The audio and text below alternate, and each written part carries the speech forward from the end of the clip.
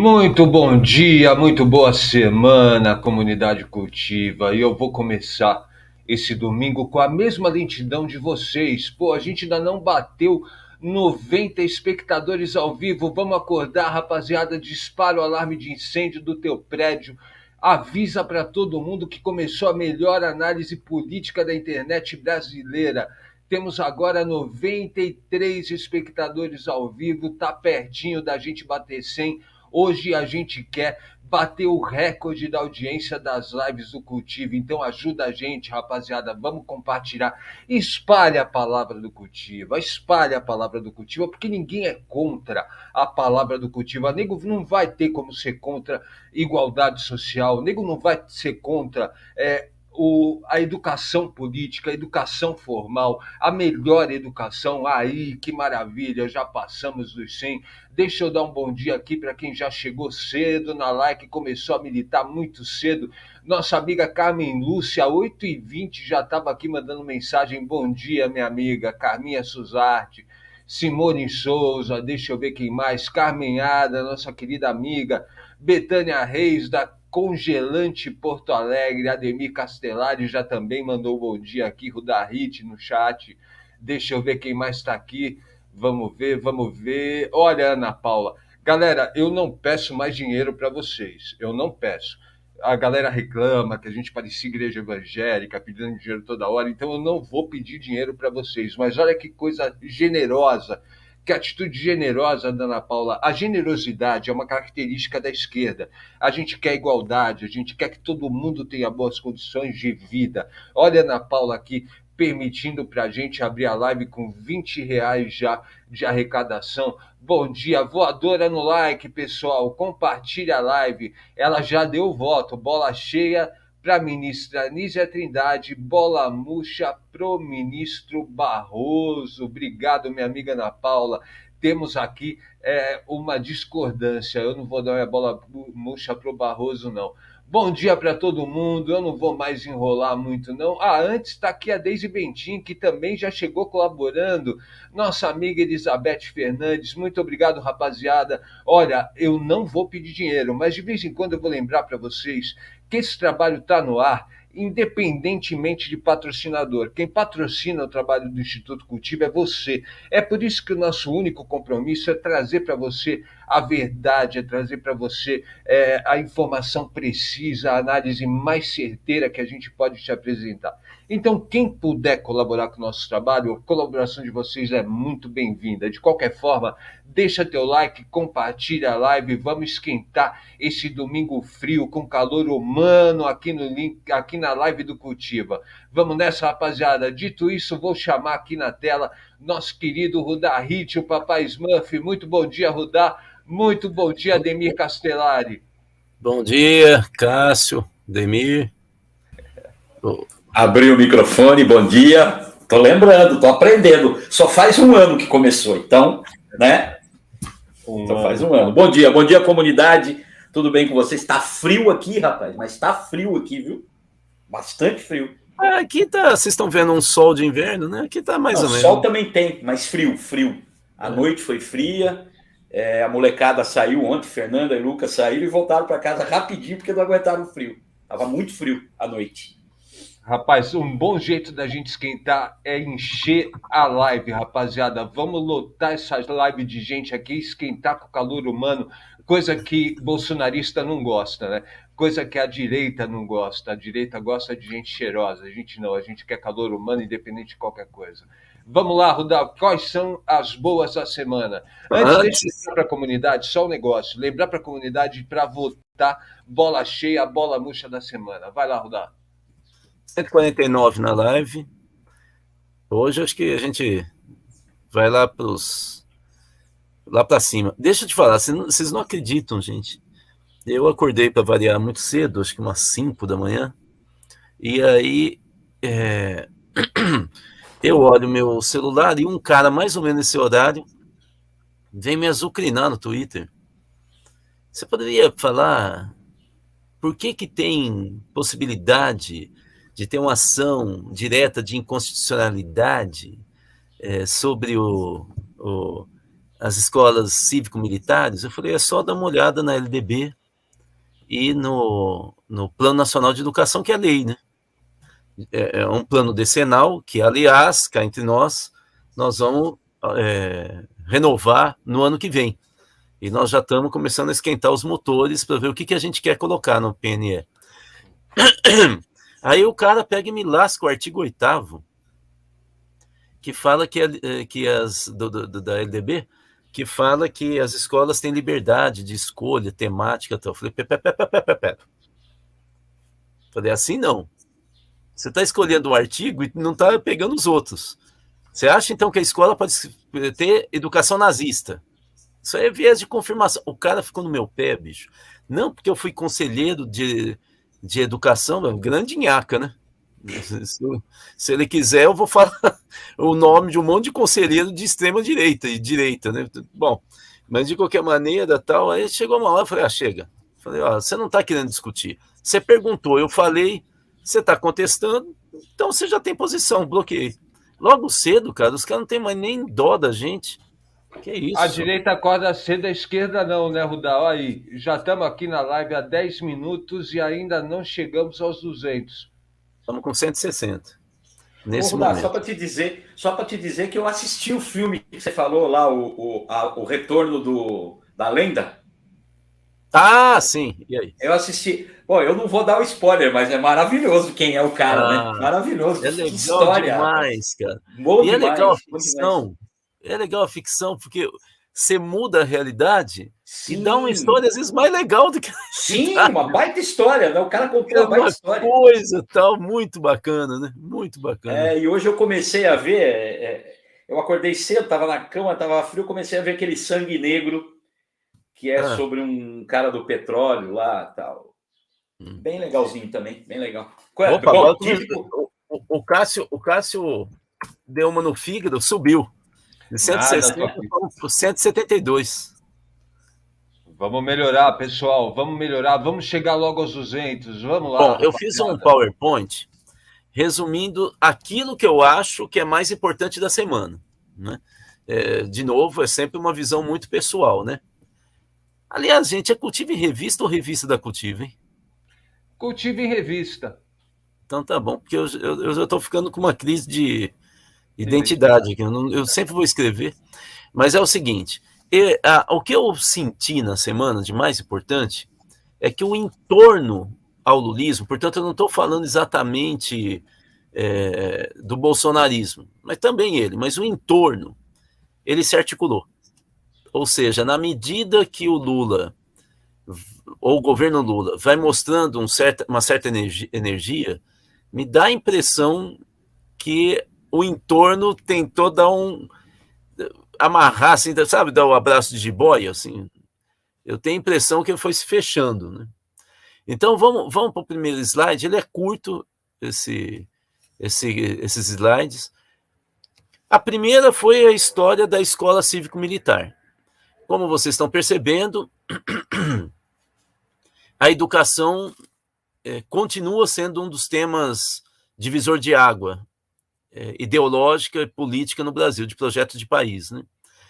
O MEC decidiu suspender o financiamento que ele fazia através do governo Bolsonaro, das escolas cívico-militares. Com isso, de cara, 15% das escolas existentes têm extinção de recurso. Alguns governos falaram que vão bancar essas escolas, outros disseram que vão bancar o que já tem, independente de ter recurso federal. Bom, o fato é que vocês estão vendo um mapa aí que o Poder 360 montou, e o que está em azul são os estados que mantêm, já falaram que vão manter. O Rio Grande do Sul, até o momento da construção do mapa, tinha dito, não tinha se posicionado, mas o governador Eduardo lá, resolveu anunciar que vai manter, né? Então são 20, na verdade, que já disseram que vão manter. O que é impressionante é que você vê o Ceará dizendo que mantém parcialmente. Isso é bem interessante, né? Que é o estado do ministro. vocês estão vendo que o Rio Grande do Norte estuda medidas, se eu não me engano. Quem encerra é Alagoas. Espírito Santo, que é PSB, também estuda, vai manter parcialmente. E a Paraíba também. Então, vocês estão vendo, Sergipe também estuda medidas, né? Então, vocês estão vendo, tem um monte de estado que não é governado exatamente pelo bolsonarismo. Olha o Piauí ali, olha o Maranhão, não é? Então, e que estão, olha a Bahia, e que estão falando que vão manter, eles não estão em dúvida, não é? Então, eu posso interromper por uma coisa claro. que está me chamando a atenção nessa discussão. Tá bem. Durante todo o governo do Bolsonaro, que tinha apoio a essa escola cívico-militar, o dinheiro vinha do governo federal. O governo federal injetava dinheiro. E o dinheiro vai.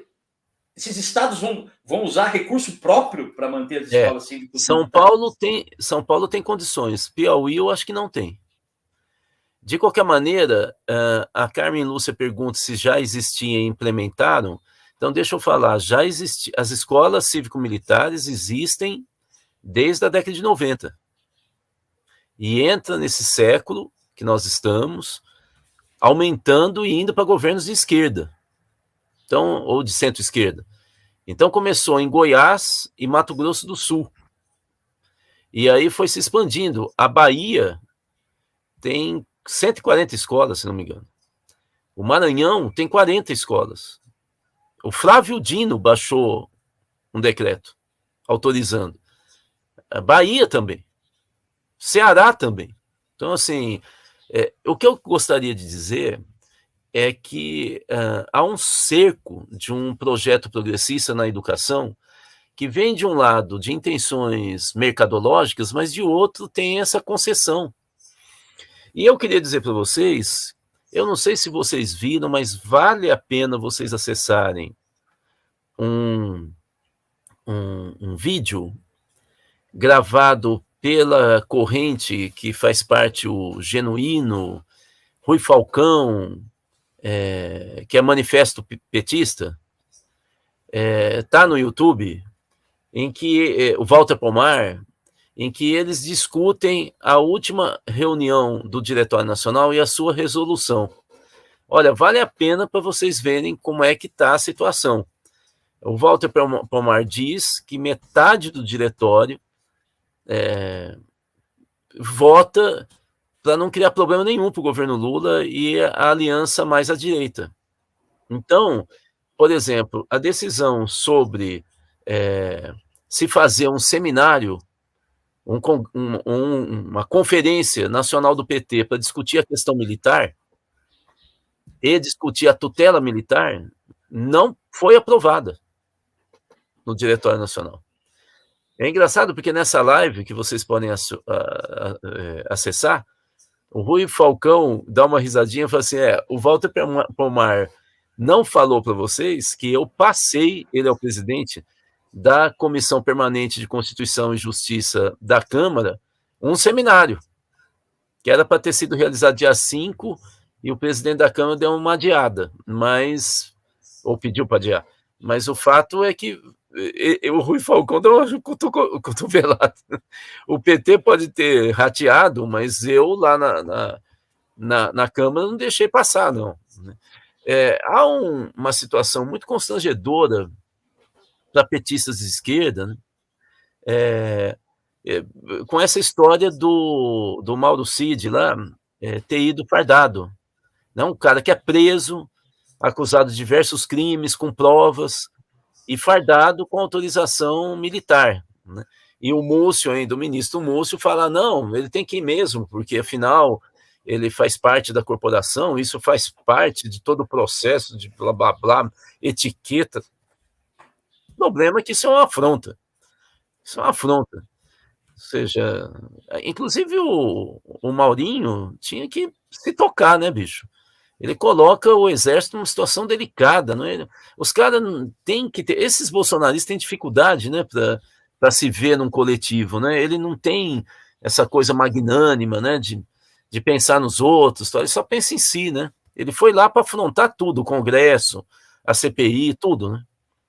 Bom, então esse é o primeiro cerco que eu queria estar buscando aqui para a gente discutir. Vamos para a próxima, então, por favor. E esse é o cerco do Centrão. Então, vejam só, o Centrão, vocês sabem, que é a saúde, e agora que é o Bolsa Família, Ministério do Desenvolvimento Social, ou Bolsa Família. O Lula, e eles citam também o Correio, vocês vão ver que eles citam outras coisas. O Lula veio a público falando saúde ninguém mexe, ou seja, o cerco deve estar duro, porque o presidente da República respondeu uma demanda de partido, né, é porque o negócio já subiu no pescoço, né? A água já está no pescoço. Né? Os articuladores políticos petistas do governo estão dizendo para o Lula ceder o Bolsa Família. Que tal? Que tal? É aí que você começa a entender quem é que está no governo Lula pelo PT. Né? Você vai entender, ou pelo menos a maioria. Você vai entendendo pouco a pouco, né? Essa situação delicada. Né? Eles apresentam como uma das hipóteses pegar a ciência e tecnologia, que está na mão do PCdoB, é o único ministério do PCdoB, e ela seria deslocada para o Ministério das Mulheres. Acontece que o Ministério das Mulheres está na mão de uma petista histórica do Centro-Oeste, onde a direita dança e faz festa todo dia, né? E houve uma manifestação contra, e há quem também dentro do governo fale para tirar o ministério do PSB, que está com 3 nesse momento. Inclusive um deles está com Alckmin. E aí possivelmente seria isso, já que ele é vice, tiraria esse docinho dele. Né? Tem algum sentido por causa das eleições municipais do ano que vem, porque há todo um papo nos bastidores de que o Alckmin já se prepara para subir no palanque de prefeito, inclusive de oposição ao PT. Opa, Júlia, o da fala das escolas elitistas militares pelo sangue do Exército. Na Bahia, apenas 20% das vagas são para a comunidade, que fazem concurso e cursinho, enquanto o resto das vagas vão para cotas de militares. Tá, depois a gente conversa então sobre isso.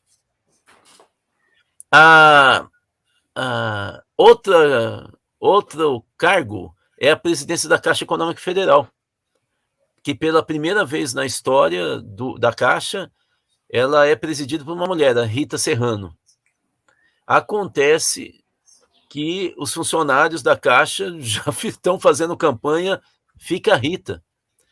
E o MTST já disse que não toca. Aí vocês devem falar, mas MTST é por causa da moradia. A moradia está na mão da Caixa, né? Lembra? Fundo de garantia, essas coisas. E a Rita é funcionária de carreira, né? Então, agora nós temos os 2 bancos estatais, Caixa Econômica e Banco do Brasil, são dirigidos por mulheres, né? Então, vocês estão vendo que há um cerco do Centrão. Há um cerco do Centrão. A ideia é o Centrão entrar no governo, sem dúvida nenhuma. Porque é claro que o governo vai falar que isso é para ter voto no Congresso. Mas para ter voto no Congresso tem que estar no governo. Então, senhores, a minha tese que eu queria falar para vocês, a minha tese é: o Centrão é um partido. O Lula falou que governa só com partido e que ele não fala com quem não é partido. Você vai me desculpar, mas quem governa, de novo, é o Centrão. Não tem muito o que cair fora disso. Bom, vamos continuar com essa coisa do Centrão e agora vamos entender o que os líderes do Centrão estão pedindo. O que é ruim e o que é bom. Quê? O Centrão sendo partido, o Centrão querendo governar, vamos botar entre aspas, é ruim e é bom, né? Depois a gente conversa sobre isso. Então, depois vamos conversar. Então, vamos para o próximo slide, que aí nós vamos ver os pedidos pessoais né, que agora é partidário, que é o contrário do que eu acabei de falar. O PP quer cravar Gilberto Ock. O Lula não quer nem ver esse cara. E aí nós vamos ver a força, né?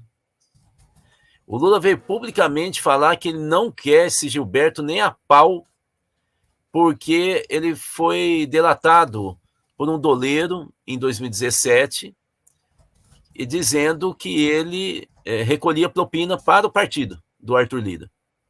O Lula não quer voltar. Vocês viram na campanha como falar de família e falar de corrupção do governo do Lula, como que ele fica desorientado, né? Desorientado. Então, o Lula não quer nem saber desse tema, porque ele sabe que vai ser explorado pela imprensa, né? E pela direita, né? E os republicanos estão propondo que o deputado Silvio Costa, filho do Pernambuco, assume qualquer ministério, qualquer um. Pode ser a Caixa, qualquer coisa, a gente topa. Então, tem pedido... Aqui vocês estão vendo a manchete da Veja. Eu peguei Carta Capital, então achei melhor pegar uma delas. Mais apoio, menos poder. Olha, a manchete é pesada, né? Lula se equilibra sob pressão do Centrão. Então, está dizendo que ele vai ficar com menos poder. Esse é o sentimento de lulista, mas não é do Diretório Nacional. Ou, pelo menos, da principal corrente, que é do Lula, que é construindo o Novo Brasil. Não é essa leitura de que ele está... Eles acham que tem que ceder mesmo. Bom, vamos para o próximo slide, por favor. Aqui está o bolsonarismo, cada vez mais escatológico, né? Essa coisa assim, meio caricatural, né? A base, né? Vocês estão vendo 3 caras lá em Roma que resolveram... esse senhor aí que vocês estão vendo, chapeuzinho branco, ele foi candidato a prefeito em Santa Bárbara do Oeste, que é uma cidadezinha do interior de São Paulo. Ali está o filho e a mulher. A mulher que começou a encher. Aí o prefeito que não se elegeu ficou bem irritado e foi tentar dar uns tapas no filho do... Coitadinho, você já sabe o que vai acontecer com esse pessoal, né? Vai ser mais uma cidade do interior de São Paulo que vai ter gente processado, talvez preso, né? Mexer com o judiciário para ver o que é o peso do TACAP, né? Mas, de qualquer maneira, a Polícia Federal e o Ministério da Justiça confirmaram que foi ontem, que foi sexta, né, no horário 18h45 lá de Roma, e que a mulher gritava bandido, comunista e comprado. É engraçado, se é bandido, ele não é comprado, né? Tem uma incoerência aí. Bandido rouba, por que vai ser comprado? Não precisa. Vai entender, né? A lógica desse pessoal. Né? Então, isso mostra um pouco como o bolsonarismo viceja ainda, e principalmente no interior, né? Ele viceja nessas leituras muito fechadas, de bolhas, né? Muito irritadas com o mundo, com a vida, não sei o quê, né? E vira câmara de eco, e aí eles vão para a Itália e fazem essa besteira. Quer dizer, se o cara pensasse um pouquinho, ele ia ver que não tinha sentido nenhum ele fazer um negócio desse e tal. Ele não ganha nada com isso, né? Vamos para o próximo slide, então, por favor. E aí, fechamos. Eu fecho aqui a minha exposição aqui, resumo da semana, com essa história do PL. O Bolsonaro foi para Goiânia e o que aparece nas redes é que foi forjado lá um apoio popular ao Bolsonaro quando ele saía de uma clínica odontológica de Goiás. Importante, né? Um cara do Rio de Janeiro vai tratar do dente em Goiás, cujo governador é o Ronaldo Caiado, né? Assim, uma coisa interessante, né? Depois fica falando que é ruim falar de gado, mas, bom, deixa para lá. Aí o pessoal gritava mito, não sei o quê, tirou foto, né? A coisa lá tem veterinário bom para tratar do dente, do gado. Eu vou ficar na minha aqui. E aí ele lascou essa. Eu sou o ex mais amado do Brasil. Então vocês veem, o autoelogio continua, mas como que ele está tentando manter uma certa aura do coitadismo, né? Ele está tentando dizer que ele não foi derrotado, né? Que ele foi tundado, né?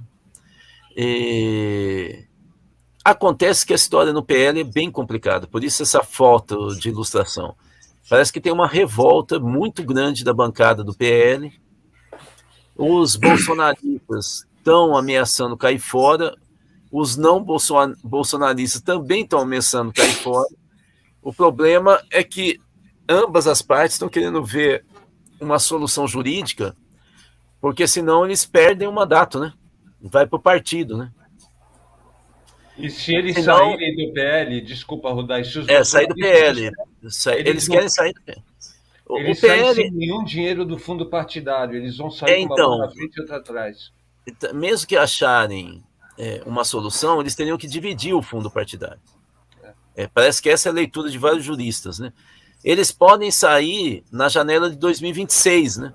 Que é a janela partidária para deputado, né? Federal, né? Mas aí eles vão aguentar até 2026? Então, assim, tem alguma coisa aí no meio da história. O fato é que o PL está rachado, está virando outro PSL, né? Por onde o Bolsonaro passa, gente, é terra arrasada. Ele radicaliza tanto e tenta usar o partido de qualquer jeito. Vocês sabem que é do fundo partidário que sai os 41 mil reais fora a aposentadoria que ele recebe, né? E que agora está sendo contestado, né? Judicialmente, esses 41 mil, né? Mas é isso aí, gente. Isso que eu queria mostrar. A semana, para mim, é essa semana de um certo cerco ao governo Lula, que não vem do bolsonarismo, mas o bolsonarismo continua plantando das suas. Tem bastante coisa para conversar. A primeira coisa, Rudá, que eu queria fazer um comentário, conversar um pouco com você. Eu sei que a gente precisa aprofundar essa discussão em algum momento, a gente precisa conversar. A pergunta que não quer calar. Qual é a do Exército brasileiro, das Forças Armadas brasileiras? Porque, assim, escola cívico-militar, do ponto de vista da disputa de projeto educacional, eles entram numa lógica... assim, você tem do lado a educação pública,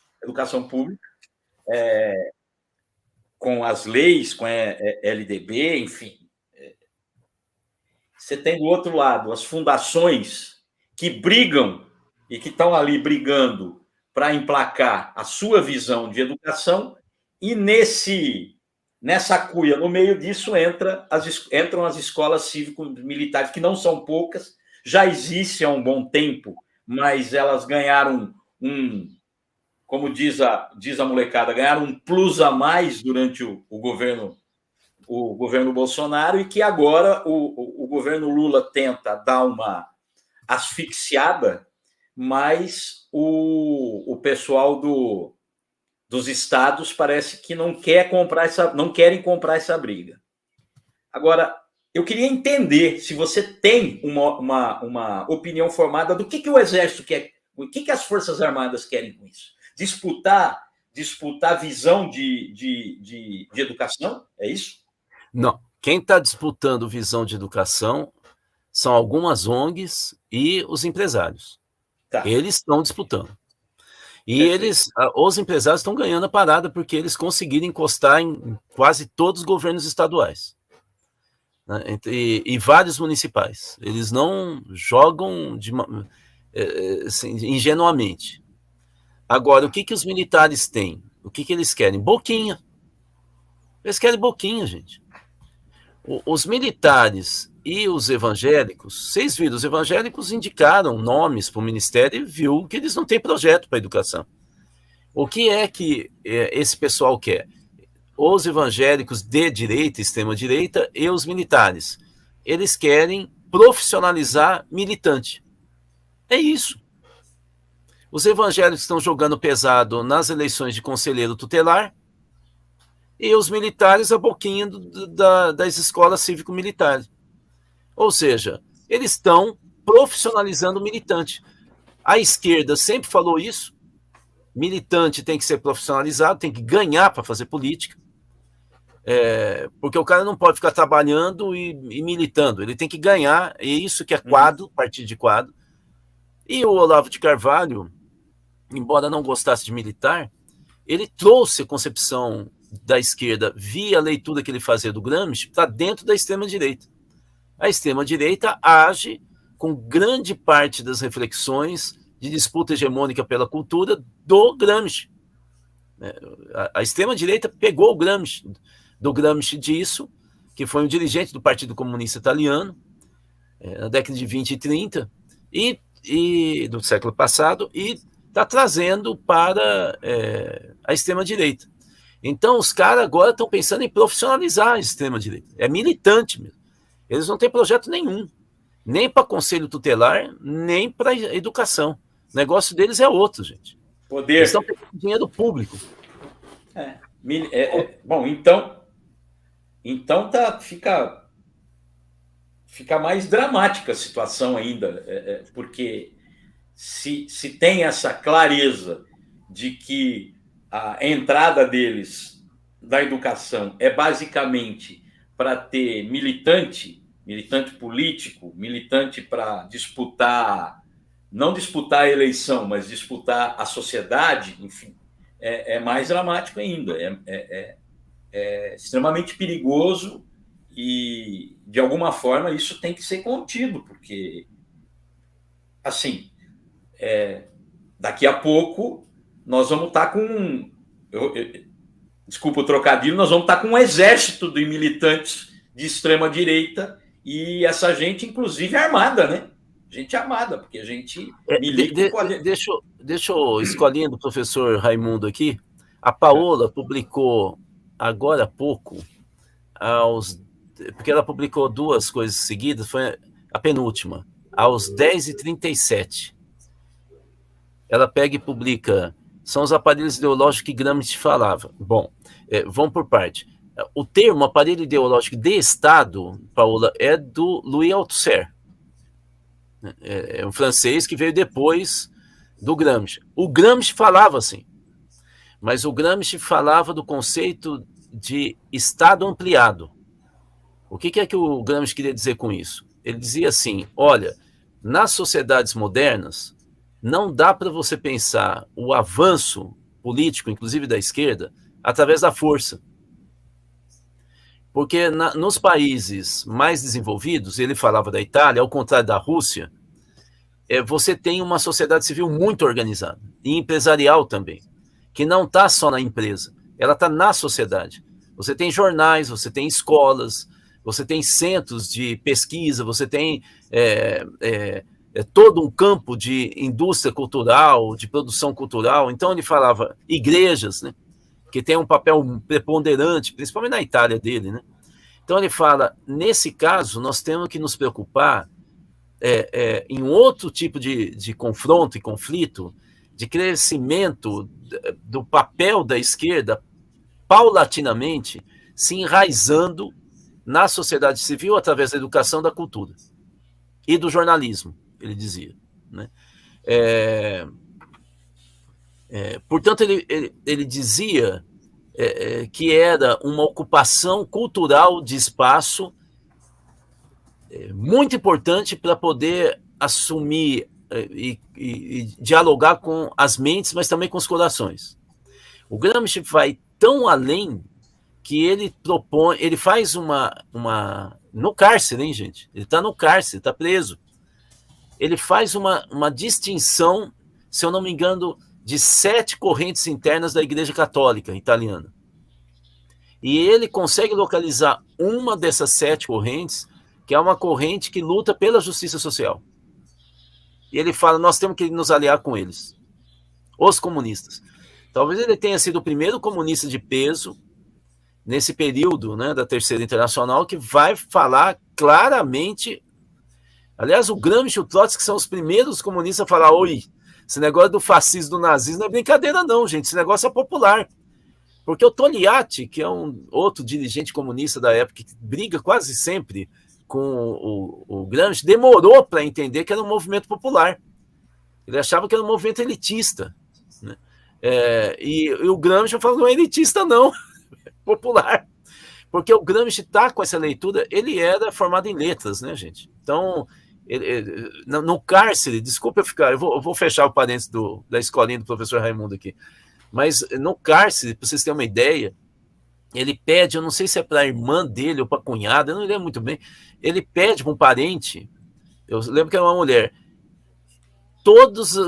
várias publicações para entender como é que as massas operárias estavam pensando naquele momento da ascensão do fascismo, e ele, entre outras coisas, ele pede aquelas revistas com novelas populares que eram vendidas em banca e que as operárias, principalmente, liam em massa.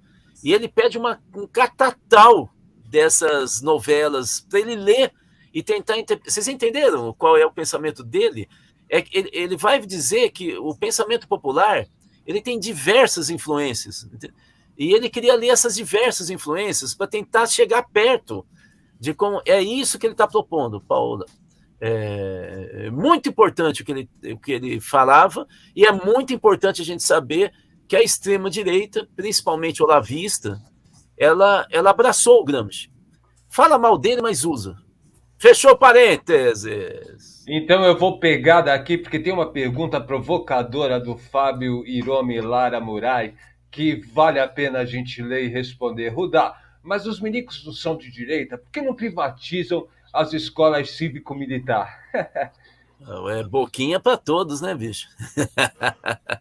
Então, a questão é o seguinte, os empresários brasileiros, o que acontece? Nós temos uma discussão que eu acho que é muito falha no campo da esquerda brasileira, que a gente fica defasado quando a gente está falando da direita e da extrema-direita. A gente não consegue... Por quê? Porque nós não estudamos eles, né? Daí que vem a bobagem que fala que 2013 é que deu início para a extrema-direita. Por quê? Se você estudar a extrema-direita, você vai ver que ela está em 2004 e que ela passou paralelo a 2013. Ela vai cair em 2015. É aí que ela põe o pé no chão, né? Tanto que a Dilma se reelege. E não tem manifestação de rua durante a eleição. Mas o fato é que se a gente estudar a direita e a extrema-direita, vocês vão ver que os empresários brasileiros falam no início da década de 90 do Estado mínimo, mas a segunda metade da década de 90 eles já não falam mais. Eles dirigem todos os canhões para ver uma forma de engolir as verbas públicas do Estado, os fundos estatais. E eles se preparam para várias áreas, uma delas é audiovisual, outra é trabalho nas favelas do Rio. Eles criam, através do Paulo Rabelo de Castro, um instituto chamado Instituto Atlântico, e eles são os precursores do que vai ser hoje o Brasil Paralelo. Eles já estão fazendo trabalho em várias favelas no Rio de Janeiro, e ele explicita isso como um projeto nacional. E depois eles entram na educação. Não é à toa que a Fundação Lehman impõe o secretário de Educação de São Paulo, o anterior, e de Minas, a anterior. Ele coloca a gente da Fundação Lehman como secretário. Então, essa coisa de Estado mínimo só fala quem perdeu o bonde da história, porque a direita e principalmente os empresários brasileiros, eles já sabem que quem ajuda a acumular capital é o Estado no Brasil, não são eles. Eles não investem em inovação, pesquisa, novas tecnologias, não investem em formação de operário, de trabalhadores. Quem investe é o Estado.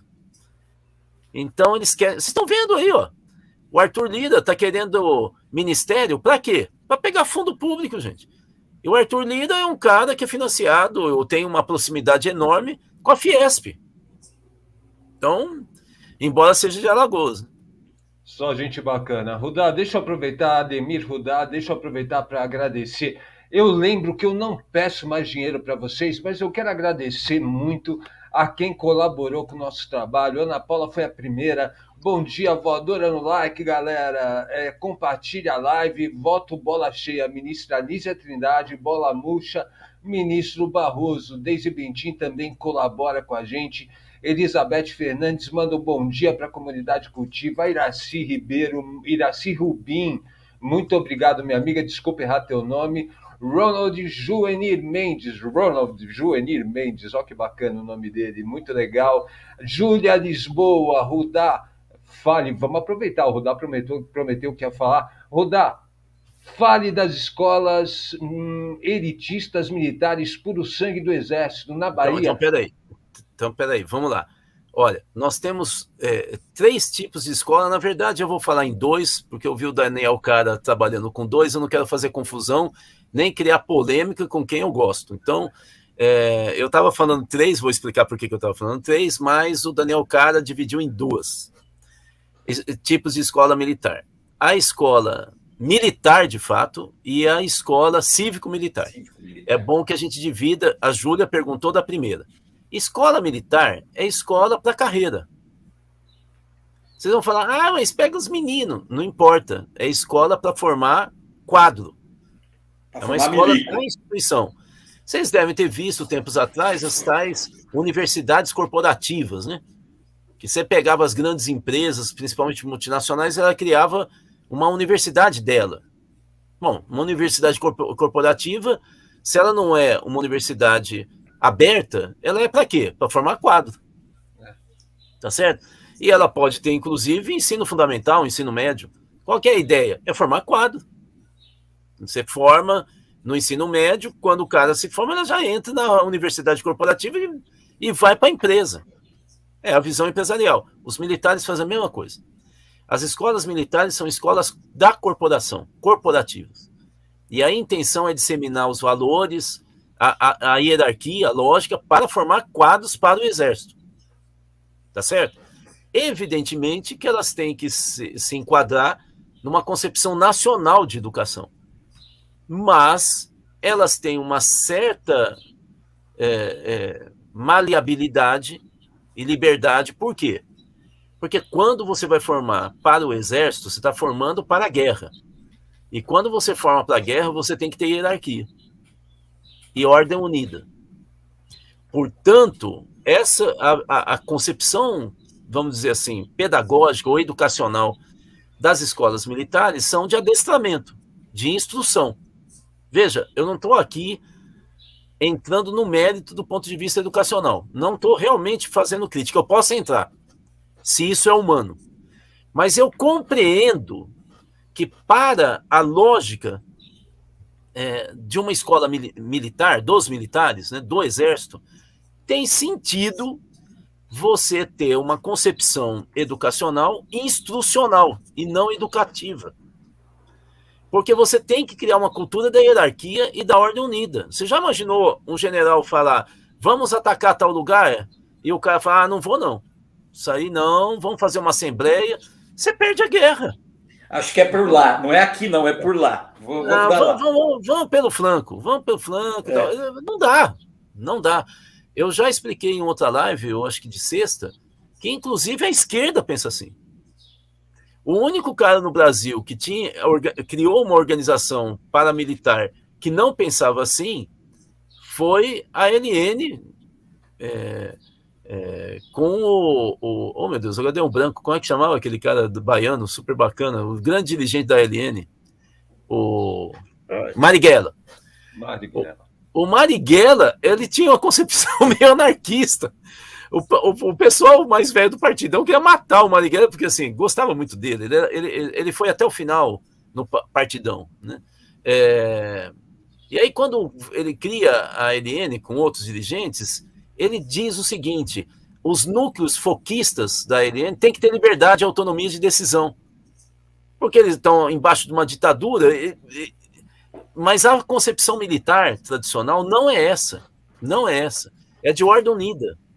Então, aquilo que você está falando de elitismo, Júlia, para mim é a lógica do Exército. É uma lógica hierárquica. E se é para formar quadro, tem que ter vaga para filho de militar. É o sentido da família Exército. Entende? Não vejo exatamente do jeito que você está falando, a não ser que você ache que essa é uma melhor escola do que a civil, e aí você quer vaga. aí são outros 500. Aí a gente entra na discussão pedagógica mesmo. As escolas cívico-militares são escolas que aí sim tem um projeto pedagógico absolutamente civil, focado na socialização dos valores da sociedade, na relação humana, na tolerância, é o que está na LDB, né? Na formação para a vida em sociedade, democrática, pela ordem democrática. Só que são dirigidas por militares.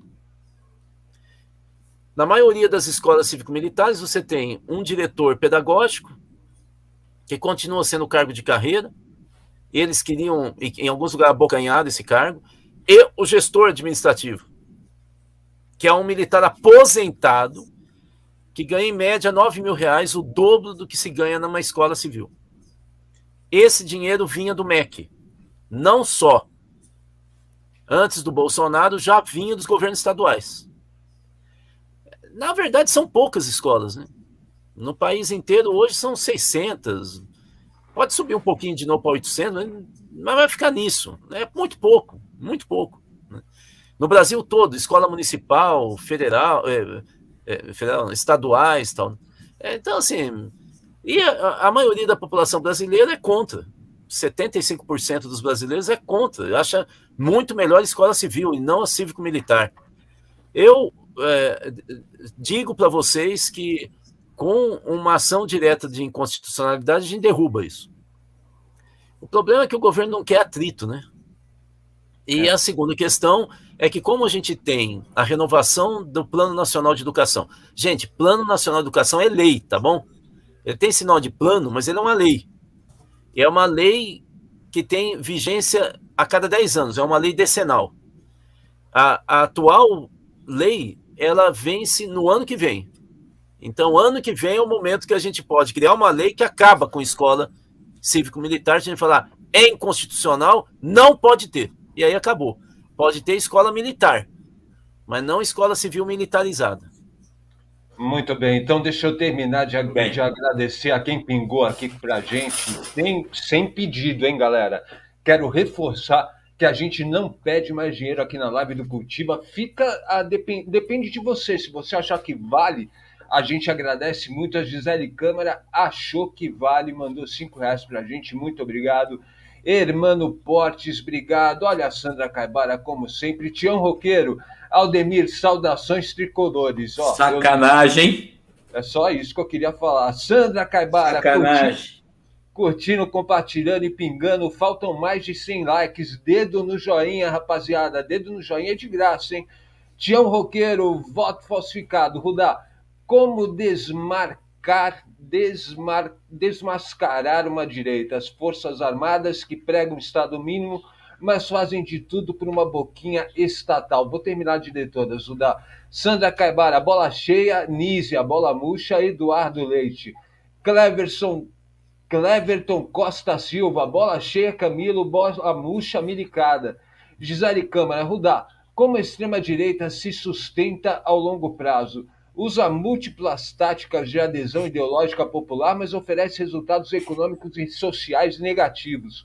Não caminham para a barbárie? Vera Rosa Morena, bola cheia. Anísia Trindade, Carmen Adam, muito obrigado, minha amiga. E teve também uma outra companheira nossa que mandou um pix de R$50. Eu vou achar e já agradeço. Rudá, a bola está contigo. Bom, duas perguntas que eu anotei aqui, que foi o tempo para anotar, né? Isso. Então, a primeira é como desmascarar as Forças Armadas. Bruno, a gente não tem que desmascarar a Força Armada, cara. Força Armada é serviço público. Isso é uma visão errada, nós contra eles. Nós não somos contra o Exército. Você quer que acabe o Exército e a gente é invadido? Não é esse caso. Você quer que acabe a Marinha, que presta vários serviços públicos super importantes, a aeronáutica? Não tem sentido. O que nós temos é que enquadrar as Forças Armadas como serviço público. Você vê, você tem um diretor de escola, numa escola pública, que começa a sair nu, ele é expulso do serviço público. Ele sofre um processo administrativo. Porque você tem uma regra para o magistério. A mesma coisa é o Exército. Está muito frouxo. Está muito frouxo. O que nós precisamos é enquadrar. Enquadrar. Nildo, não tem como ser contra a oligarquia militar. O militarismo, a estrutura militar é hierárquica, cara. É general, não é? Não tem jeito. Tenente-coronel, tenente, sargento. Militar é hierarquia. Você não pode transformar militar em sociedade civil, porque aí ou você arma a sociedade civil, ou você tem uma estrutura militarizada do Estado. O que a gente tem que deixar claro é que é serviço público. Portanto, eles estão subordinados à decisão da soberania nacional pelo voto. É isso que nós afrouxamos no Brasil. Mas não temos que ser contra o Exército. Aliás, é sempre bom lembrar que o comandante em chefe das Forças Armadas é o presidente da República eleito pelo voto popular. Então tem que parar com isso. Nós somos contra.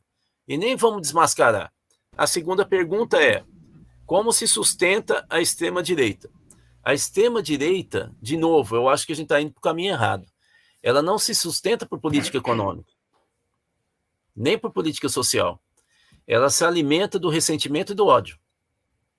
Ou seja, enquanto nós formos o 7º país mais desigual do mundo, é isso que a Globo, o Valor Econômico, não entende. Você não tem terceira via, o Estadão. Se você é o 7º país mais desigual do mundo. O 7º país mais desigual do mundo coloca no centro de qualquer disputa política do Brasil, democrática, né, que tem o voto, que tem o escrutínio popular, você coloca no centro a ideia de mudar o sistema. Bicho, você está passando fome, você quer votar num cara que é a favor desse sistema? É por isso que nós estamos tendo por já algum tempo essa polarização Lula-Bolsonaro, ou lulismo-bolsonarismo. Porque na imagem popular, o Lula é um operário, mesmo que ele seja de centro, a imagem não é essa, nem de quem vota no Lula. E do outro lado, mesmo que o Bolsonaro estivesse na mão dos empresários, não é essa a imagem que ele vendeu. É a imagem de um pobre coitado que foi para a política para calar a boca de todos os políticos profissionais que pegam dinheiro do coitadinho lá de baixo. A campanha, ele virou deputado defendendo o melhor salário para soldado, gente, do Exército e das polícias militares. Então, ele construiu um discurso contra as elites. Os dois têm uma imagem antissistêmica. Então, em primeiro lugar, a extrema-direita encaixou um discurso que trabalha o ressentimento no Brasil, de grandes massas populares. E, do outro lado, ele trabalha o ódio. Aí vocês vão falar, ódio? Mas de quem? Claro, você tem sádico no Brasil, extrema-direita e tal, mas ele trabalha principalmente o ódio da classe média, urbana. A classe média brasileira vem perdendo o status, né? Por vários motivos. Você se lembra no período de ouro do lulismo, 2010, por exemplo, que eles ficavam falando, caramba, colocando vídeo nas redes sociais, agora o aeroporto está parecendo rodoviária. E tirava foto de cara com chinelo e short, né? No aeroporto tomando café. Então, assim, você despertou um ressentimento, porque a classe média brasileira acha que ela tem mais direito que o assalariado, a empregada doméstica, o porteiro, porque ela fez universidade. Porque ela não viajou, não comprou o carro do ano para fazer poupança, para comprar casa própria. É o discurso meritocracia. De repente você vê políticas sociais que eles acham que é pegar dinheiro deles através do imposto. Na verdade, a maioria do imposto vem de quem ganha até 2 salários mínimos, mas eles acham que é classe média. Por quê? Porque eles fazem a declaração de imposto de renda. Eles não conseguem entender, porque a classe média brasileira não estuda nada de serviço público, que existe um negócio chamado imposto indireto, que é quando você compra uma barra de sabão, está lá o imposto. E isso o pobre paga. A maioria dos pobres pagam imposto. Indireto, mas pagam. E aí eles acham que estão roubando dinheiro do bolso deles, por isso que eles são contra imposto, contra o Estado, para dar dinheiro para pobre vagabundo que não estudou, que fica tomando cachaça no final de semana, para o filho dele ter a mesma regalia que o filho de classe média tem. A extrema-direita trabalha com isso. Eu não sei se está claro. A extrema-direita não trabalha com dado concreto de política pública, nem com a economia. Ele trabalha com ressentimento, com emoção e ódio. Só lembrando, Rudá, para reforçar isso, que a extrema... Eu não tô dizendo que é causa e efeito, hein? Porque senão depois alguém pega, corta o que eu vou falar e fica falando que eu falei besteira. Não estou dizendo que é causa e efeito.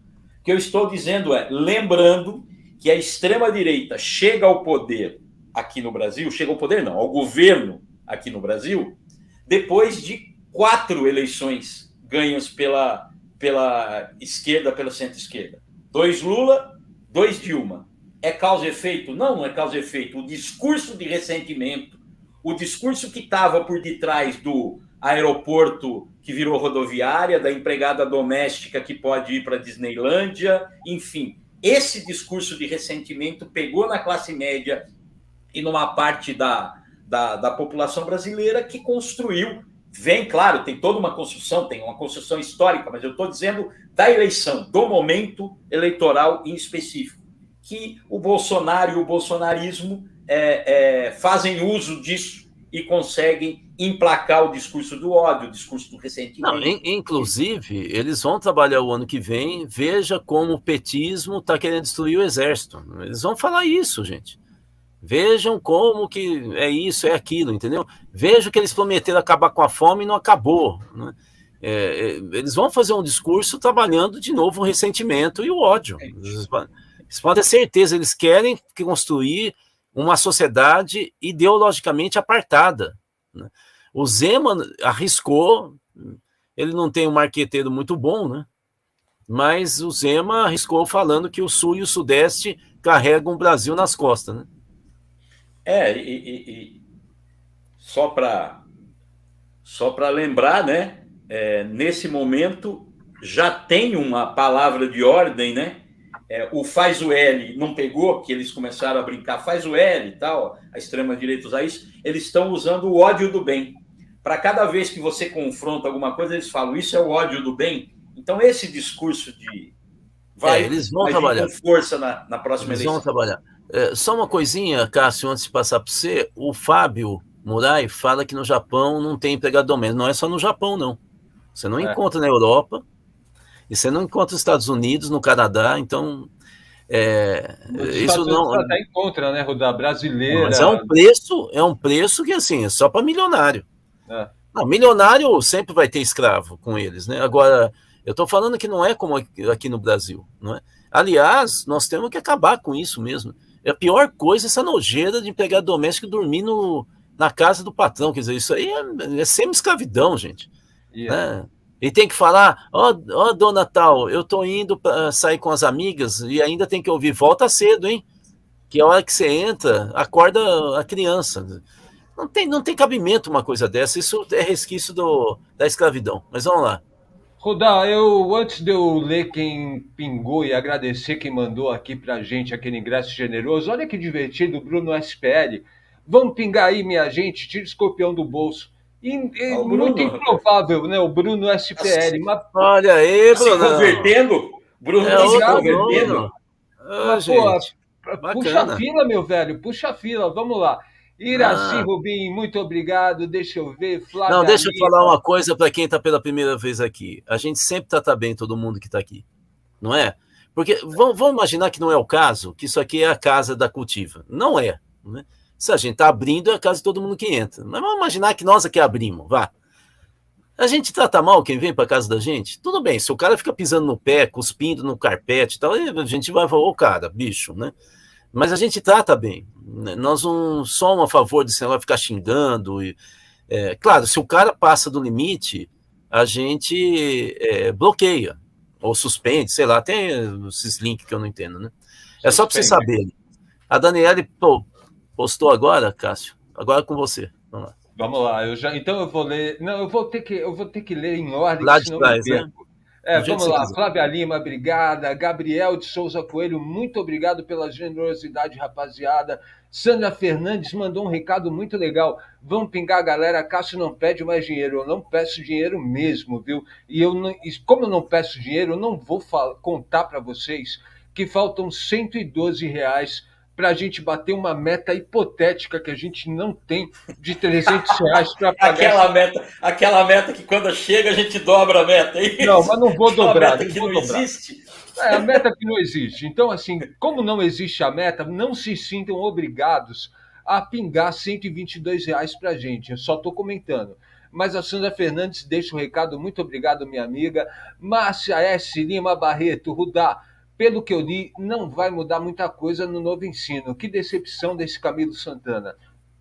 Inclusive, essa decisão do Ministério em relação à escola cívico-militar é só para não ter de recurso do MEC, que, segundo o ministro, era até inconstitucional, para escolas que não são da alçada federal, que era um subsídio, vamos dizer assim, né? Vocês veem que, assim, é também uma caminhada de siri, né? O ensino médio é isso. Ele abraça o Camilo e o pior é que a secretária executiva dele, a Isolda, também abraça o novo ensino médio, né? E vocês veem que eles decidiram ficar quietinho, porque eles estavam defendendo e estavam comprando uma briga imensa com a maioria dos educadores do Brasil, sejam professores, intelectuais da área, estudiosos, todos contra o novo ensino médio. E aluno. E a doideira toda, Rudá, não falando mais de ensino médio, mas voltando para a escola cívico-militar, que eu vejo o discurso do Camilo, ele exalta a educação do Ceará, e aí a hora que a gente entra no mapa, quem que está mantendo a escola cívico-militar? O Ceará. O mapa que eu apresentei aqui. Pois é. Vamos lá, Gabriela Bortes, bola cheia, Jandira, bola murcha, Coronel Golpista Cid. Edson Vamos lá, gente. Votem, bola cheia, bola murcha, que daqui 8 minutos nós vamos começar a fechar, às 11h15. Vamos lá, rapaziada. Não que precise, viu? Não que você é obrigado a mandar R$2 no teu voto. Mas é óbvio que vai ser muito bem recebido aqui pela comunidade cultiva. Zelina Silvano, historicamente a direita não permite que a esquerda acesse o poder para acumular e eles entram para gastar. Daniele Santoro, Rudá, uma técnica de enfermagem que trabalha comigo, diz que o filho do vizinho só tem que comer o suficiente para não roubar o filho dela, porque ela trabalha mais que os pais dele. Ai, que absurdo. Uma técnica de enfermagem, e eu falo isso com tranquilidade, porque minha esposa é enfermeira, tá? Uma técnica de enfermagem que é a linha de produção, vamos dizer assim, o chão de fábrica mais baixo da saúde, né? Porque assim, você tem médico e tal, e lá embaixo está o técnico de enfermagem, ganhando o piso, metade do que... O piso, quando é pago, ganhando metade do que ganha o enfermeiro, falando uma besteirada dessa. Aqui no Brasil o negócio é assim, o pobre, por falta de educação, ele quer ser aquele... é o Paulo Freire, né? É o Paulo Freire, né? Quando a educação não é emancipadora, o de baixo quer mesmo ser o que é o de cima, quer dominar o de baixo. Impressionante, isso é de uma falta de educação, assim, educação no sentido amplo, terrível. Que coisa horrorosa ouvir um negócio desse. Jogo duro. Vamos lá. Angélica Guinato, obrigado. Vera Rosa Morena, olha que generosa. Pela live essencial das análises do Cultiva. Muito obrigado, minha amiga. Maria Tereza Bonfim Pereira e Cida Carvalho, bola cheia, Anísia, bola murcha, Centrão.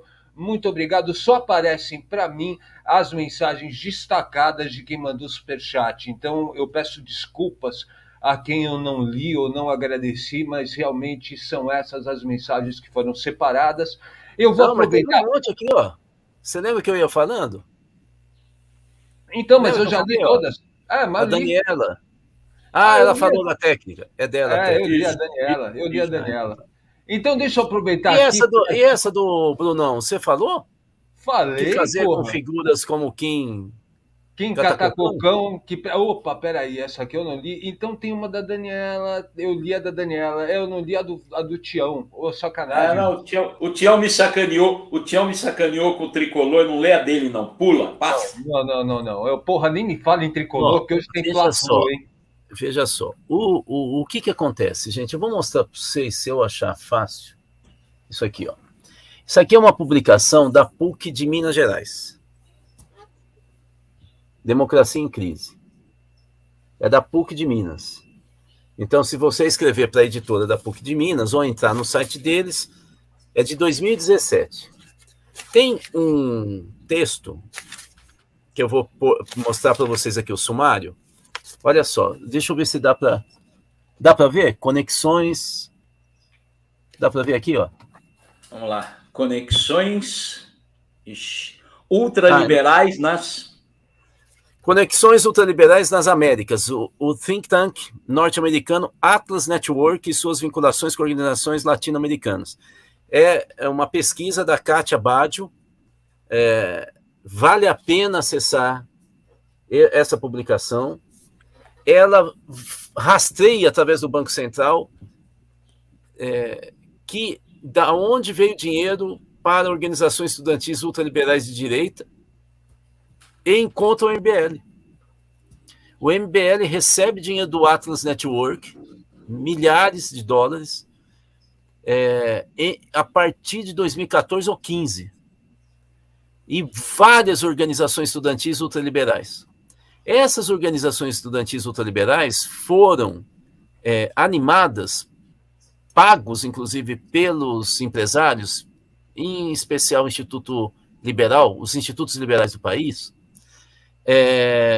pelo Rodrigo Constantino. Ai, caraca. E pelo Hélio Beltrão, irmão da Maria Beltrão da Globo News. Então, gente, vocês estão vendo como é que é a história, né? Como vai fechando o cerco da história desse pessoal que vem incentivando os jovens. Respondendo então, Brunão, o Kinder Ovo é filhote desse investimento ultraliberal que vem da Áustria, dos Estados Unidos e de partidos de direita. Há uma matéria da Folha que vai mostrar que vários partidos de direita no Brasil deram dinheiro para o MBL. O que eu acho é que o Kinder Ovo ele está reorganizando o discurso dele. Né? Agora mesmo, vocês devem ter visto nas redes sociais, que teve um cara lá deles que entrou numa escola em Florianópolis, se não me engano, e querendo quebrar o pau, fazer bagunça e tal, e levou uma coça do pessoal da esquerda. Né? Florianópolis, por incrível que pareça, tem núcleos de esquerda muito forte, PSOL e PT, inclusive, muitas vezes aliado e tal. Eu fui falar lá em Florianópolis, é bem impressionante. Você tem bolsões de esquerda importante lá. Pois bem, aí eles pegaram a foto desse rapazinho e mostraram que ele estava todo machucado, falando, essa que é a esquerda, cadê o ministro da Justiça para defender tal? O problema é que, você sabe como que é rede social, né? O pessoal progressista, lulista, de esquerda, começou a perceber que cada vez que eles postavam a foto do cara, tinha um retoque. Ele ficava mais machucado. Ué, o que é isso? Ai, vai passando o tempo, ele vai apanhando, ninguém vai salvar esse cara e tal. Isso é o MBL, entendeu? Eles estão querendo entrar de novo na fila do pão, porque passou a fase deles, né? Ou seja, o que aconteceu com o MBL é algo parecido com o que aconteceu com o Aécio. O Aécio perde a eleição e faz um discurso histérico contra o PT, e ele cria uma onda junto com a Lava Jato, que começa em 2015, né, para valer. Ele cria uma onda antipetista que é engolida pela onda bolsonarista. E eu acho que essa onda engoliu também o MBL, que é criado em 2014. Ele tinha uma página no Facebook, mas que eles fecham em 2013. Olha que coisa interessante. Em 2013 eles fecham. Eles existem. Com a eleição de 2014, aí eles voltam. E aí recebem financiamento e entram na onda da Lava Jato. E eles pegam e surfam a onda, mas eu acho que o bolsonarismo engoliu o MBL. Então eles estão um pouco sem pai nem mãe. Eles estão tentando entrar na fila de novo, né? É isso. Muito bem, rapidinho aqui, eu tenho também, acabou a votação do Bola Cheia e Bola Murcha pelo caso que o Rudá deu. Agora, eu vou abrir uma outra votação aqui muito rápido para vocês, viu? Frase da semana. Eu separei duas frases, as duas não tem uma nada a ver com a outra, mas eu acho as duas muito importantes. A primeira, do nosso querido Pepe Mujica, no Congresso da ONU. Mujica diz: Lula é grandioso, mas não é mago. Aos governos populares não apenas se pede, mas se ajuda. É fácil reclamar, mas é preciso comprometer-se. Eu acho que isso é um recado muito importante para toda a esquerda brasileira. É importante reclamar, mas a gente tem que estar comprometido em apoiar o governo no que ele faz de correto. A outra frase da semana, eu acho que aí a gente já entra no bola cheia e bola murcha. Pera, que eu preciso falar uma coisa. Apoiar naquilo que faz direito e cobrar naquilo que é necessário, né? Porque senão fica, né? Precisamos cobrar naquilo que é necessário. Quando a gente aponta que o novo ensino médio tem que ser revogado, que as escolas cívico-militares têm que acabar, que o rumo do Ministério da Educação está equivocado, é porque a gente quer que o governo acerte, não é porque a gente é contra o governo. Muito pelo contrário. Pelo contrário, quando a gente aponta, é exatamente para que o governo melhore. A outra frase, que pode ser a frase da semana, é: vou me manter no direito de ficar em silêncio. A comunidade não tem esse direito de ficar em silêncio. A comunidade tem a obrigação de votar na frase da semana. A frase do Mauro Cid: vou me manter no direito de ficar em silêncio. Eu gostaria de saber a opinião dos meus nobres companheiros de bancada e da comunidade. Rapaziada, a gente não está pedindo dinheiro, mas eu vou comentar com vocês o seguinte: 80 pingos, se 80 pessoas desse universo de 446 que nos acompanham votarem na frase da semana, a gente teoricamente pagaria a live que não tem custo. Por favor, Rodar. Não, eu nunca vou votar numa frase de gente de extrema direita, né? Terrorista. Não, nunca vou votar e ainda do outro lado tem o Pepe Mujica, né? Então eu vou ficar com o Mujica, embora eu também tenha certas... sabe o que é? Quando você fala você viu o Barroso, né? Quando você fala num evento popular de massa, né? Como um evento da Uni, você se inflama, né? Claro. Você vê aquele clima e tal. Né? Todo mundo quer ser querido, né? Você vai num evento que é ser xingado, então você não vai, né? Eu acho que assim, acho importante essa fala do Mujica, porque é um cara que foi presidente, né, e popular. Imagina, o Mujica foi guerrilheiro, né? No Uruguai, e virou presidente, né? Tem um caminho relativamente próximo do Lula, tal, né? E e ele pega e fala uma frase que falta. Claro, ele vai ficar fazendo reflexão política, né? É discurso, né? É um discurso. Então, eu tenho diferença, mas eu não, de maneira alguma, eu vou ficar em dúvida de qual que eu vou votar na frase dele, né? Então, e de qualquer maneira, eu quero só fechar aqui, porque o Barroso fez mais besteira. Eu concordo que juiz não tem que ir em evento de massa.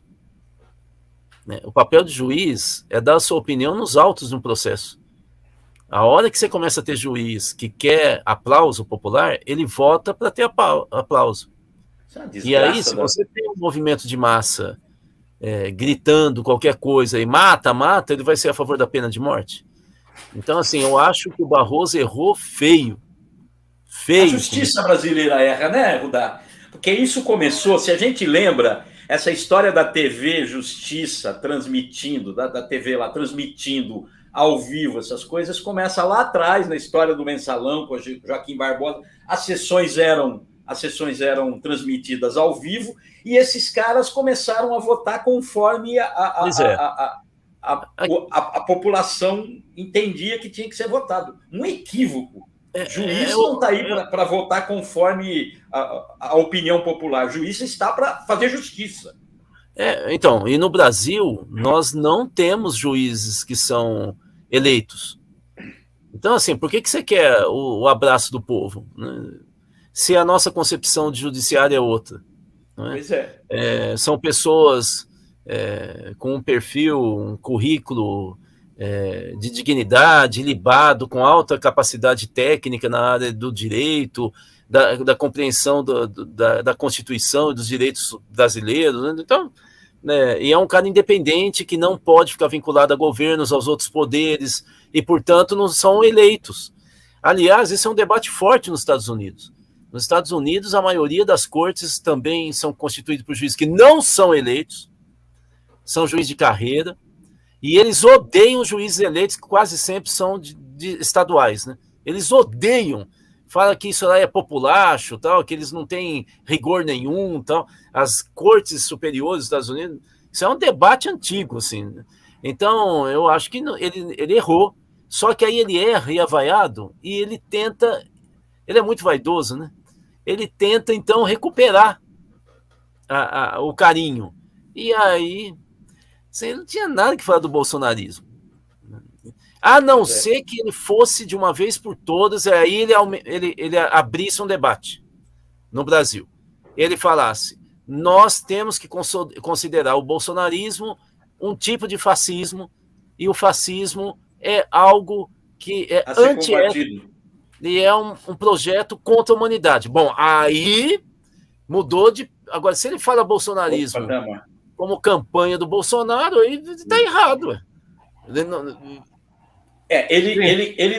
não distinguiu, vamos lá, eu vou rebaixar o termo, mas assim, ele não distinguiu a pessoa do Bolsonaro, o candidato tal, da ideologia bolsonarista, ideologia entre grandes aspas, tá? O ódio, enfim, esse tipo de coisa que representa o pensamento do Bolsonaro, que em última análise, fascismo puro, com outro nome aqui no Brasil. Nós vamos ver agora a votação de tudo que o Cássio vai comandar, mas estamos com 456 na live, gente. Aliás, flutua toda hora. Então, falta pouquinho para 500. Dá esse presente pro Cássio. O cara trabalha feito um doido. O nego fala, eu vou botar 500. Não consegue nem 470. Pô. É jogo Ajuda duro. O Cássio, chama aí o vizinho, coloca nas suas redes sociais. A gente tá pedindo pouco. Vamos nessa. Fala, bem Cássio. Que nós ganhamos. Não vou nem pedir, mas eu só vou comentar que, assim, R$25 seria bem-vindo para a gente começar a semana no azul. Bom, dito tudo isso, vamos ao que interessa.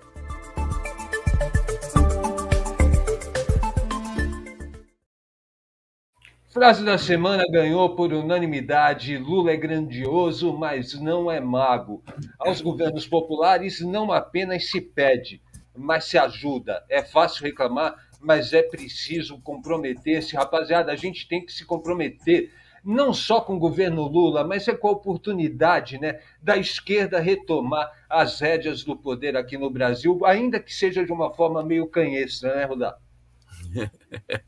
Que seja de uma forma canhota, mas, né? Vamos lá. Agora, votos de bola cheia e bola murcha, eu vou dizer para vocês que também foi praticamente uma unanimidade no bola cheia. Então, vamos lá.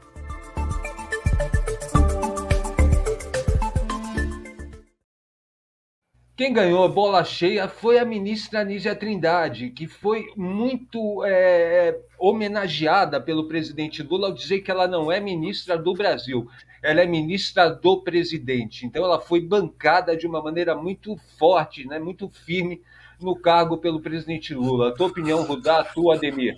Fantástico. Ela é... Bom, primeiro que ela é socióloga, portanto ela é gente boa, né? Segundo que ela... não sei se todo mundo sabe, é uma referência mundial nas políticas de estratégia de vacinação em massa. Mundial, não é nacional, não. Ela é super querida pelo pessoal da Fiocruz, que ela presidiu, uma pessoa muito respeitada, e vocês veem que é discreta, né? Ela não é daquelas que vão... Né? E já tem uma vantagem enorme, que ela não tem pança, né? Só disso já ficaria bem mais feliz, né? Eu acho que ela é um orgulho para nós brasileiros, né? Por tudo que ela vem fazendo. O Arthur Lira que vai para outra freguesia, porque aqui não. É isso. Eu quero só rapidamente, eu quero dizer que eu acompanho o voto da maioria, mas eu queria fazer uma menção honrosa para Érica Hilton. Rapaz, o que essa moça foi para cima, mas foi para cima de um jeito com categoria, com discurso articulado. É uma parlamentar de peso, viu? Assim, e teve deputado que tampou o ouvido para não ouvir, cara. Criança. É a quinta série no poder. Eu quero impressionante. E belo discurso mesmo. Eu quero destacar essa foto da nossa amiga Sandra Fernandes, bola cheia cultiva, puxando o saco mesmo. Muito obrigado, a gente fica muito agradecido. Se eu tivesse visto legal. Antes. Pô, foi um destaque muito legal. E bola murcha? Vamos lá, bola murcha. Deixa eu colocar a vinheta, senão não tem graça, né, pô?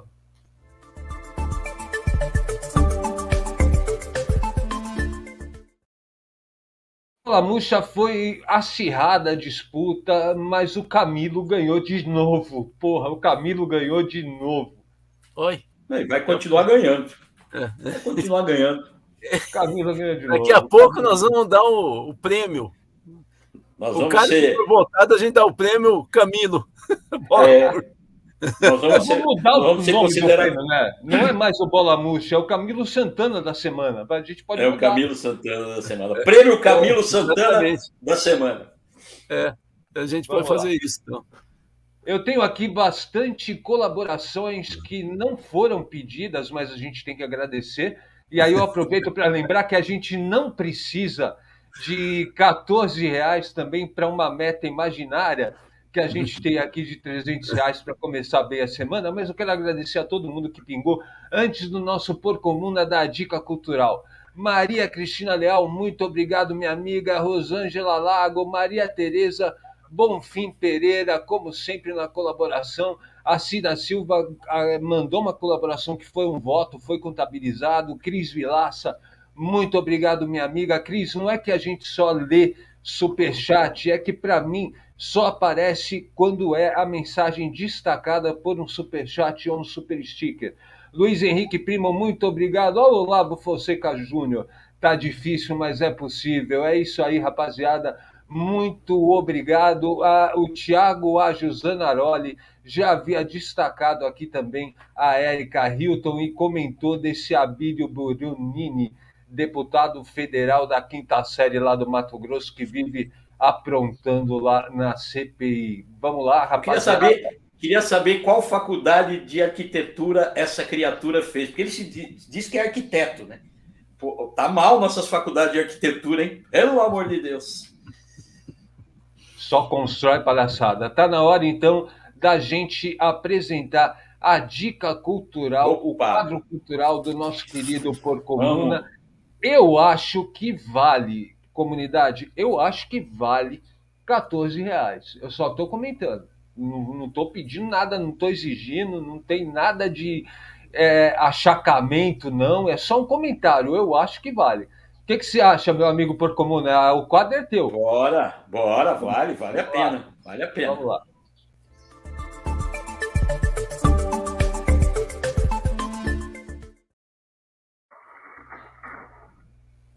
Bom, tem uma musiquinha de fundo, que já que a gente não pode colocar a música porque tem direito autoral, então eu estou colocando para o pessoal ouvir. A minha dica cultural, gente, é o novo disco do Marcelo D2, chamado O Buru. Porque assim, a gente está acostumado com o Marcelo D2 do rap, né? E ele tinha algumas coisas de samba que ele colocava intermeada nos raps dele. Esse disco, ao contrário, é um disco de samba. E ele é compositor, um baita compositor de samba.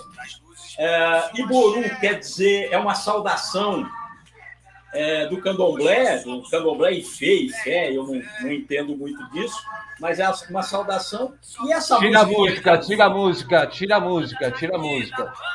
Essa musiquinha que está do fundo chama Saravá, que é a primeira música que abre o disco, que é um samba com batida de candomblé, que é um disco de abertura. Saravá, inclusive, né, quer dizer bem-vindo, tal. É a música de abertura do disco. Vale muito a pena. E quem puder, vou fazer uma propaganda para os caras aí. Os caras depois, quem sabe, faz uma propaganda para a gente. Assiste a entrevista do D2 no Podpah, que está impagável.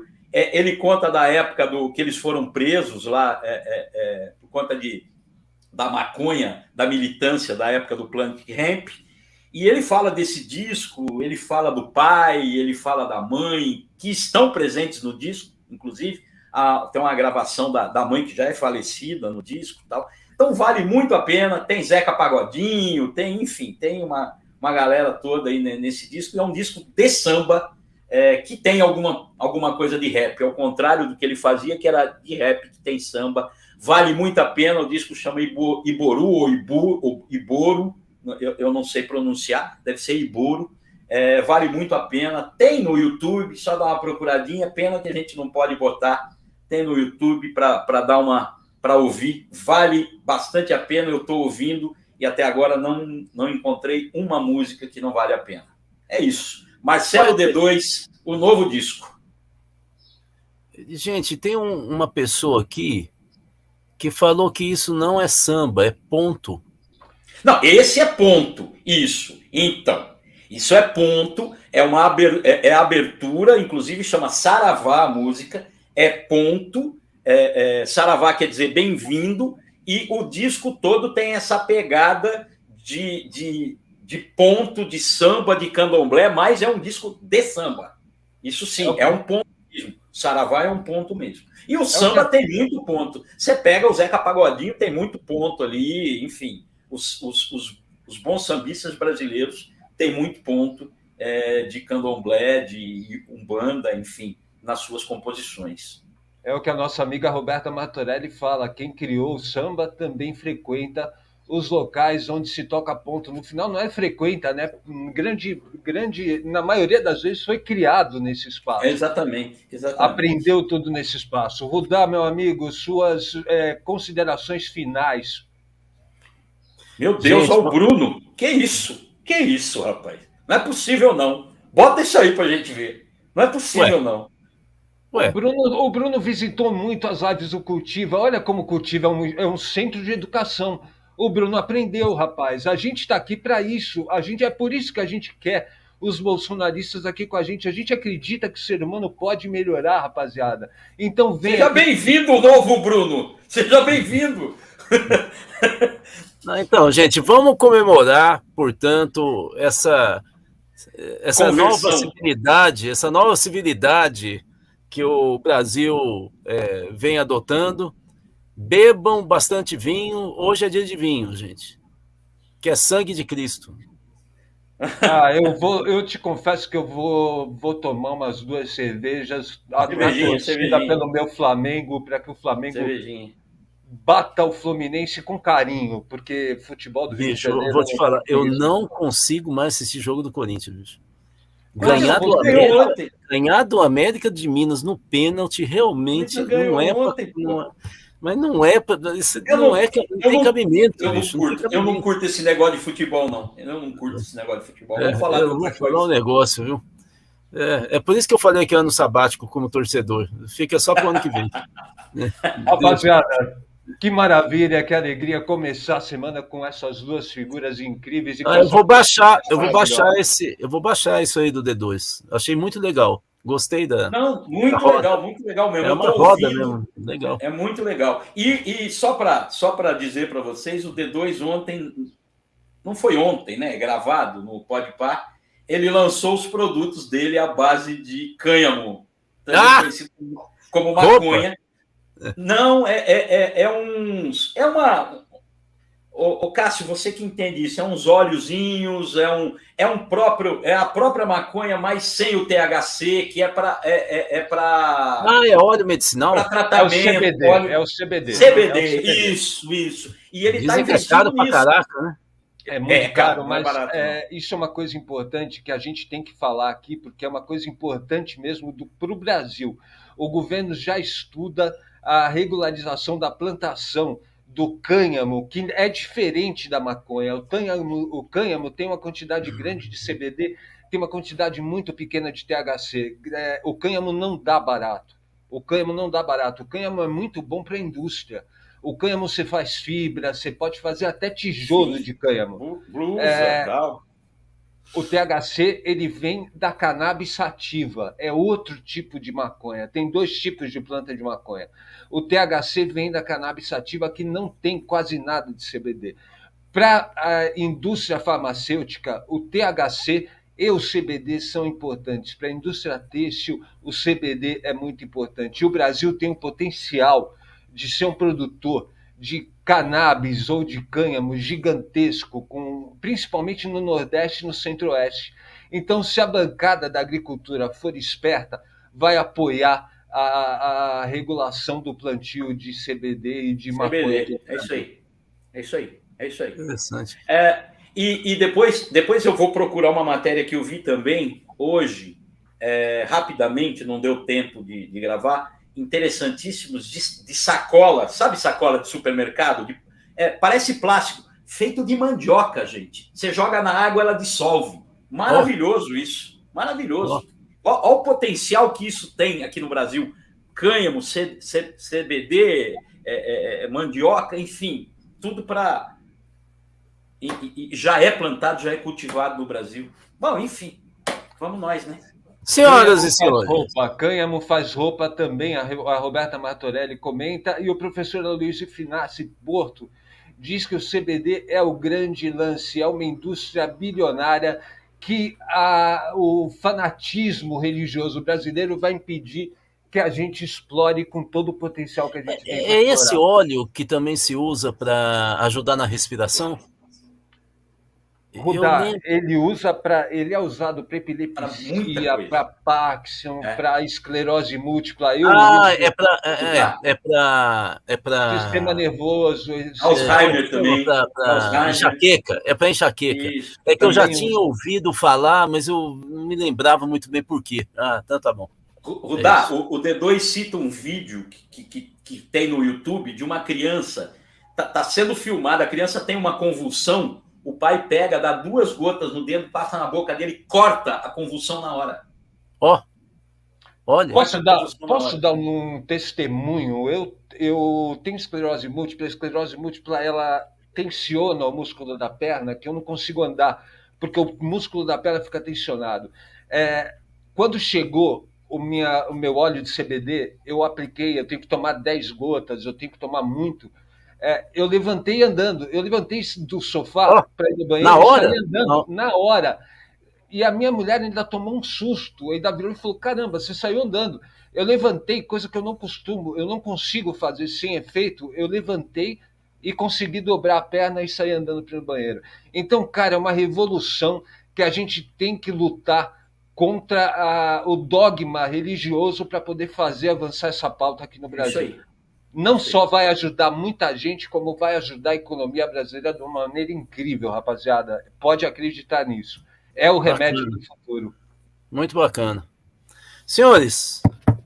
Bora, gente. Bora. Hoje tem costelinha de porco. Nem vou falar. Minha mãe falou: quero comer carne. Vamos numa churrascaria. Minha mãe, 80 anos, uma massa, mãe. Carne. Aproveita que a picanha tá mais barata, arrebenta. Isso aí.